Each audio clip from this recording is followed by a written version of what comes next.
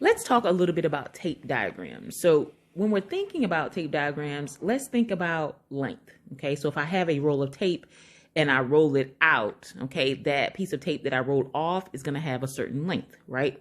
If I take that same piece of tape that I've just rolled it out and I now cut it into 4 equal sections, all 4 of those sections still equal that original piece that I rolled off, right? That I cut off. I've now just created fractions or portions of the original piece of tape.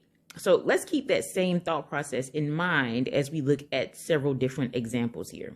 So on the top, I have one piece of tape, and I've labeled it 80. Okay, so we're going to consider this length to be 80 some units of measurement. Okay, so maybe centimeters. Okay, and then on the bottom, you see that the whole piece is equivalent to the top piece, but the difference is it is sectioned off. Okay, so we have 4 sections and all of them appear to be equal size. Well, all 4 sections aren't colored in yellow. Only 3 sections are colored in yellow.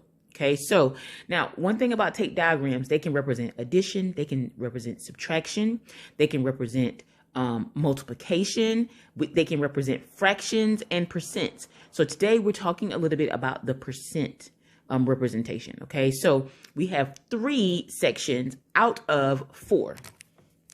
So 3 sections out of 4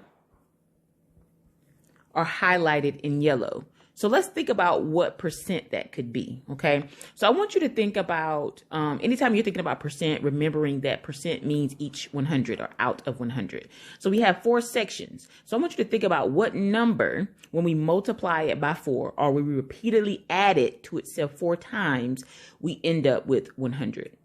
I'm gonna give you a moment to think about what that number could be. Now, if you've guessed 25, you're correct. Because if I do 25 times 4, I'm going to get 100. The same thing is true if I do 25 plus 25 plus 25 plus 25, right? So that means each of these sections could represent 25 centimeters if we did centimeters, or 25 some unit of measurement. So now let's think about that in terms of percent. We have 3 sections out of 4. So what percent do we have colored in yellow? We have 75% colored in yellow. So before we move to the next slide, let's think about why is it 75%? Well, we just said that each section represents 25%, right?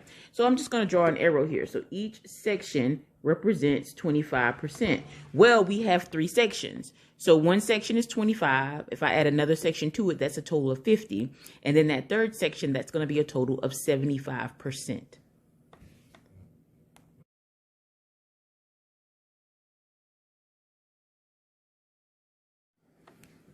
Now here we have a tape diagram. We don't have 2, we only have 1, right? So we're not comparing like 100% and sectioning it off. We're just looking at a tape diagram that is already sectioned and we're looking at it on its own. So one thing that I want to stand out to you is the fact that we have 5 sections that appear to be equal sizes, okay? So remember, we are focusing on percent. Remembering what percent means. Percent means out of each 100, right? So we have 9 represented in one of those boxes, and right beneath it is 20%. So now again, remembering we're focusing on that percent, so out of 100. So if each box here represents 20%, and we said that the picture looks like all of the boxes are the same size, then what can we say? That each box is worth 20%. So 20 times 5 must be 100. And we can check that, right? We can definitely check that. We know that 20 times 5 would definitely give us 100, okay? So now, let's say I ask you let's give this some context. And let's say that the 9 represents how much our puppy weighs now, okay? And so the puppy has reached 20% of its weight. Right now, it weighs 9 pounds. So when the puppy is full grown, how much would the puppy weigh? Well, full grown would be what? 100% of its weight? So if we multiplied our percent times 5 to get 100%, then that means we need to multiply the pounds, or how much that dog weighs, by 5 to get its weight when it has reached adulthood, okay? So now we're doing 9 times 5, which we know is 45, okay? Now remember, I told you guys previously that tape diagrams can represent repeated addition, right? Subtraction, multiplication, fractions, percent, all of those. So if we know that one box represents 9, we can already see that we're adding 9 to itself 5 times to reach that 100%. Or, the quick route is 9 times 5. Okay, so again, this is just another look at tape diagrams and those percents. Let's use that same scenario and think about how much the dog would weigh when it reaches 60% of its weight. Okay, so remember again, percent means out of each 100, right? And we know that each of these sections is worth 20%, and they're also worth 9 pounds. So how many sections would I need to get me to 60%? Well, I would just need to scale my percent by 3, right? So 3 boxes, 20, 40, 60, or 20 times 3 would get me 60%. So if I'm scaling my percent, that means I also need to scale the pounds for my dog, right? So at 60% of that dog's weight, the dog is going to be weighing 9 times 3. Well, we know what 9 times 3 is. 9 times 3 is 27. Okay? Just another example using that same context, talking about that weight of that dog, but just looking at tape diagrams and how they can help us reason about percents. For our last example, I want us to take a look at this tape diagram that I've sectioned in 3s, right? So I want us to think about this and consider someone having, let's say, $5, okay? Let's say we have Tommy, and Tommy has $5, but his friend Beth has 150% of what he has. So how would we figure out what Beth has, okay? So Tommy's amount, his $5 represents 100%. How am I going to use the information that I've given you guys and represent it in the tape diagram that we have here? Okay, just watch with me. So I'm going to let these two sections represent 100%. Okay? If I let those two sections represent 100%, what am I counting by? Well, if you said that each section is worth 50%, then you would be correct. Okay? So if each of these sections is counting by 50%, that means each box is worth 50% of $5. What's 50% of $5? Well, if you don't know right offhand, think about it this way. 50% is the same thing as half. Half is the same thing as dividing 5 by 2. Okay? So what is 50% or half or 5 divided by 2?